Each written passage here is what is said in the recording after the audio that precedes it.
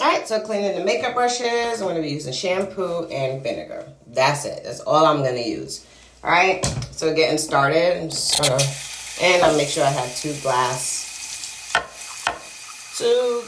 cup container, whatever you want to call this. Not a container.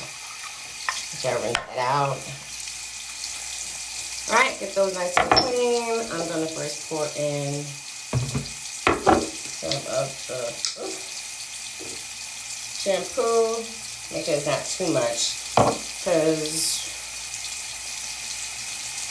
especially for the little brushes. That's all in there. And I'm pouring a little bit of vinegar. I use two separate ones, big brushes, and then the small ones, separate one, because the water levels have to be different, or the liquid levels have to be different. Now pour in some vinegar first. For the big ones, add some water to it. Make sure it's not too much. Perfect size for when I put the brushes in. Now, to avoid the glue or whatever bonders that they use to keep the brushes all together, you want to not have the water level so high where it's actually like submerging that whole entire tip to cause that inside part to get messed up at all. So just going over that, and this is, you see that? This is like the perfect size, if you guys see that. All right, of course the water levels, I'm gonna give that a little mix too. It's like it's already flipping working.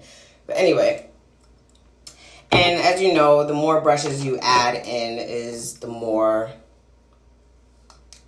trouble it gives you, or the more higher the water level rises. All right, so this brush is a little bit higher than that one. So that's not too bad. And look how dirty these things are. You see how dirty they are? It's gonna be amazing once you see them come out. I don't know, it seems like the water level just ended up going down. It's so weird. Alright, and this brush, I said I was gonna put this with the little ones. I barely use this one, so it's like, I don't think I even use this one at all, actually.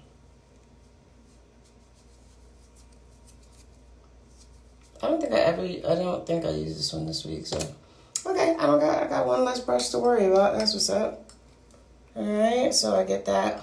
They're all in. You could like